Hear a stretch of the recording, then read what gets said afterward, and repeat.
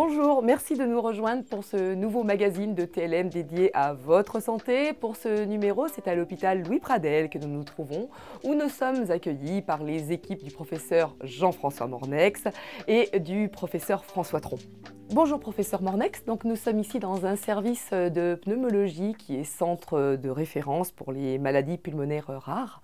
Pouvez-vous nous faire un panel des pathologies prises en charge dans votre service ? Bonjour, nous prenons en charge l'ensemble des maladies respiratoires, en particulier des maladies respiratoires courantes comme la bronchopneumopathie chronique obstructive, l'asthme, les embolies pulmonaires, les infections pulmonaires.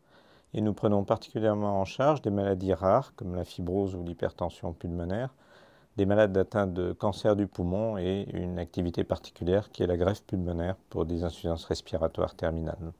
Donc une activité importante du service est la fibrose pulmonaire, qui est une spécialité ici du professeur Cotin. Pouvez-vous nous rappeler ce qu'est cette fibrose pulmonaire qui génère une insuffisance respiratoire et surtout comment elle est prise en charge? La fibrose pulmonaire est une maladie que l'on observe chez les gens qui ont fumé, plus volontiers les gens âgés ou dans certaines formes familiales chez les gens jeunes, est caractérisée par une perte de l'élasticité du poumon qui entraîne un essoufflement à l'effort.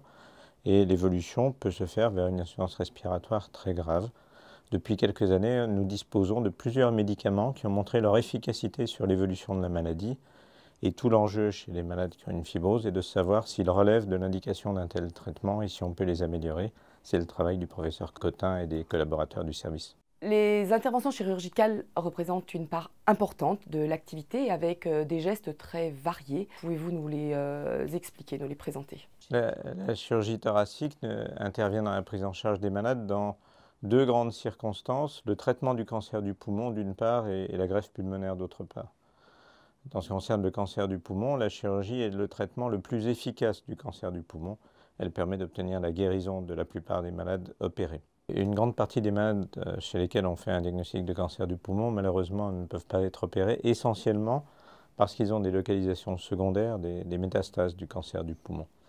Dans ce contexte-là, les dernières années ont été très riches en avancées thérapeutiques, avec l'utilisation d'une part de chimiothérapie, mais aussi de médicaments qui agissent sur des anomalies moléculaires du cancer ou qui stimulent les défenses contre le cancer, ce qu'on appelle par exemple l'immunothérapie. L'hôpital cardio-pneumologique Louis Pradel est un centre de chirurgie thoracique très important en France et le plus gros centre de traitement du cancer du poumon de la région, avec plus de 1000 patients opérés par an. 90% de l'activité est représentée par les cancers du poumon, de la plèvre, cancer primitif ou métastase, les tumeurs du médiastin, dont les thymomes, et 10% par les traumatisés du thorax et les transplantés pulmonaires. Alors bonjour professeur Tron, Bonjour. 10% des greffes pulmonaires en France sont réalisées ici sur le pôle hospitalier Est. Alors combien cela représente-t-il de greffes par an et qui sont les malades concernés? Oui, effectivement, nous réalisons une trentaine de greffes par an et il y en a 300 grosso modo en France, répartis sur 11 centres sur le territoire, dont 4 à Paris. Donc nous greffons essentiellement des gens atteints de mucoviscidose. La greffe, c'est vraiment le processus terminal, quand on ne peut plus rien faire pour nos patients et que leur vie est menacée par l'insuffisance respiratoire. Donc à ce moment-là, ils sont inscrits sur une liste de transplantation et nous, quand nous avons le greffon adéquat, nous les transplantons. Nous sommes ici dans un centre de chirurgie thoracique très important. Quelles sont les différentes opérations qui sont pratiquées dans ce service ? Alors effectivement, nous sommes le premier centre de chirurgie thoracique en Rhône-Alpes-Auvergne. Donc nous avons un gros recrutement essentiellement de cancer pulmonaire. La chirurgie thoracique, c'est essentiellement la chirurgie du cancer dans le thorax. Alors bien sûr du poumon, ça c'est le gros bataillon si je puis dire, mais aussi des cancers rares comme le cancer de la plèvre, le cancer du thymus, le cancer de la partie centrale du thorax qu'on appelle le médiastin. Alors il y a aussi des nouveautés pour les tumeurs du thymus, c'est-à-dire les thymomes. Comment ces thymomes sont pris en charge, notamment avec une nouvelle technologie qui a fait son apparition, qui est la chimio-hyperthermie intrathoracique. Comment cela se passe? Quels bénéfices cela apporte-t-il pour le patient? Alors, le thymome est une tumeur qui est vraiment très rare, puisqu'il y en a à peu près 300 nouveaux cas par an en France. Il y a la chirurgie idéale, c'est l'ablation complète de la lésion thymique. Des fois, quand elle est trop grande, on fait de la chimiothérapie en préparation pour faire une résection. Nous sommes aussi confrontés à des rechutes qui se présentent sous la forme d'implants, c'est-à-dire de métastases, si on veut, dans la cavité pleurale. Nous avons développé une technique qui est de faire une résection de ces implants et de faire de la chimiothérapie dans le thorax à très forte dose, ce qui permet d'avoir des grosses doses localement sans passage sanguin. Donc ce qu'on espère, c'est ainsi diminuer les risques de récidive. Et nous avons la première série française dans cette pathologie-là. Damien Decran a rencontré un patient qui a bénéficié d'une chirurgie thoracique et qui a accepté de témoigner. Un reportage. C'est en 2009, alors qu'il effectue quotidiennement des trajets à vélo pour se rendre à son travail, que Jean-Marie S. ressent pour la première fois des essoufflements. J'avais un court trajet, 3 km, c'est pas important, mais sur une des côtes qui allait sur mon lieu de travail, qui était quand même assez un peu rude, j'avais les difficultés, j'étais de plus en plus essoufflé avec le temps. Donc je me suis posé la question d'où cela venait, alors que quand je marche, il n'y avait pas de problème. 2 ans plus tard, alors que ses difficultés respiratoires sont de plus en plus importantes, Jean-Marie effectue une biopsie qui révèle un fibrome pulmonaire. Malgré le traitement mis en place, ses capacités respiratoires se sont rapidement dégradées. Au début, fallait réduire l'effort physique. Ensuite, j'ai été mis sous oxygénation, donc j'avais une aide à l'oxygène uniquement la nuit ou quand je faisais un effort, une marche. Après, l'oxygène est devenu plus fréquent. J'avais des périodes d'arrêt de maladie, puisqu'il y avait des crises, une infection, une chose comme ça, qui faisait que ça conduisait à une perte de ma capacité respiratoire. Et ensuite, en 2013, j'ai arrêté de travailler puisque je ne pouvais plus, j'étais continuellement sous oxygène. Et donc pour moi, c'était, je me voyais décliner sans solution, disons. En 2015, Jean-Marie subit finalement une greffe du poumon. J'ai été opéré, après au mois de mars, j'ai pu retourner à la montagne, prendre une semaine de vacances et j'ai pu remonter sur des skis, faire 1 heure de descente sur des pistes enfants, donc sans réellement d'effort, mais je pouvais rester par un temps relativement froid dehors, pouvoir faire des gestes sans difficulté, alors qu'auparavant, même le froid me brûlait les poumons. Donc je ne pouvais plus tenir à l'extérieur. Alors que là, j'avais retrouvé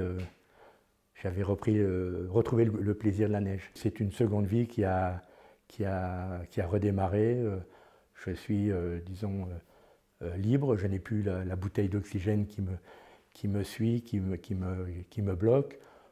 Quand je suis dans la rue, on ne voit pas que j'ai été opéré. Donc, j'ai repris, disons, une vie normale. Jean-Marie bénéficie d'un traitement à vie pour lutter contre le rejet du greffon. Il fait également l'objet d'un suivi médical 2 fois par an, mais c'est désormais avec un second souffle qu'il profite de la vie. Bonjour Patrice Bonin, vous êtes infirmier au bloc opératoire ici en chirurgie thoracique. Quelles sont les difficultés que l'on peut rencontrer à partir du moment où le patient entre dans le bloc opératoire ? Une fois que le patient est rentré en salle, la première difficulté c'est au niveau de l'anesthésie, puisqu'il faut donc arriver à endormir ce patient et à lui mettre un tube dans la gorge pour pouvoir le mettre sous le respirateur pendant l'intervention, puisqu'on va l'endormir. On est amené à mettre une sonde qu'on appelle d'intubation sélective, c'est-à-dire que c'est une sonde avec laquelle on peut soit gonfler le poumon gauche ou ventiler, soit le poumon droit, soit les deux en même temps. Dans l'optique que le chirurgien a besoin de travailler sur un poumon qui est en arrêt, affaissé, dégonflé. Donc du coup, il faut une sonde qui ne puisse gonfler que d'un seul côté. Le chirurgien cardiaque aussi, il a besoin de travailler sur un cœur qui est en arrêt artificiel, arrêté, pour pouvoir faire son geste. Donc on va créer un arrêt cardiaque artificiel. Donc là, pour les poumons, c'est pareil. Le poumon du côté où on opère le patient doit être affaissé, c'est-à-dire en arrêt.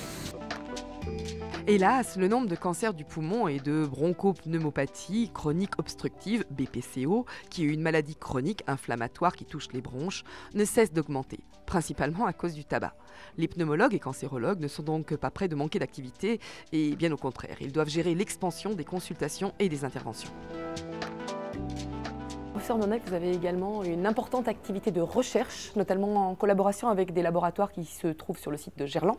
Nous avons plusieurs sujets de recherche qui portent sur la prolifération de cellules dans le poumon, en particulier la compréhension des mécanismes d'une tumeur rare du thorax qui s'appelle un thymome, qui est une maladie grave que l'on voit rarement et qu'on prend en charge complètement dans l'hôpital, chirurgicalement, médicalement, et pour comprendre les mécanismes, ce qui peut ouvrir la voie à de nouveaux traitements. Comment voyez-vous aujourd'hui l'avenir de la pneumologie ?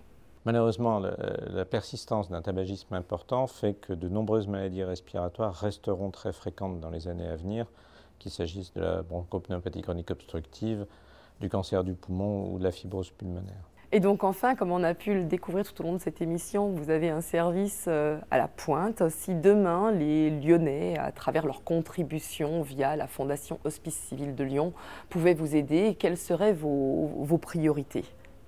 Le point le plus important pour nous est de soutenir de façon prolongée à travers des équipements et des soutiens en personnel l'équipe de recherche située à Gerland dans laquelle nous travaillons sur les mécanismes de la prolifération des tumeurs du thymus ou thymome pour essayer d'évoluer vers des médicaments nouveaux. Merci professeur Mornex. Notre émission est à présent terminée. Merci à vous de l'avoir suivi et merci à tout le service de pneumologie de l'hôpital Louis Pradel de nous avoir accueillis. Avant de vous retrouver le mois prochain, nous vous laissons avec le message de Bruno Lacroix, le président de la Fondation Hospice Civil de Lyon. Les équipes médicales des Hospices Civils de Lyon sont à l'origine de nombreuses découvertes scientifiques, voire de première mondiale, comme dans le domaine du sommeil paradoxal, de la première allogreffe de la main, ou de la première transplantation rénale. Ces équipes déploient des programmes de recherche dans tous les domaines médicaux, pour toutes les pathologies, pour tous les âges de la vie. Les équipes ont besoin de maintenir leur expertise au plus haut niveau avec les meilleurs équipements pour le progrès médical. C'est, entre autres, ce que finance la Fondation Hospice Civil de Lyon. Mais celle-ci ne peut rien sans vous. Participez au progrès médical, à la recherche, dans nos hôpitaux, sur notre territoire, faites des dons et legs à la Fondation Hospice Civil de Lyon.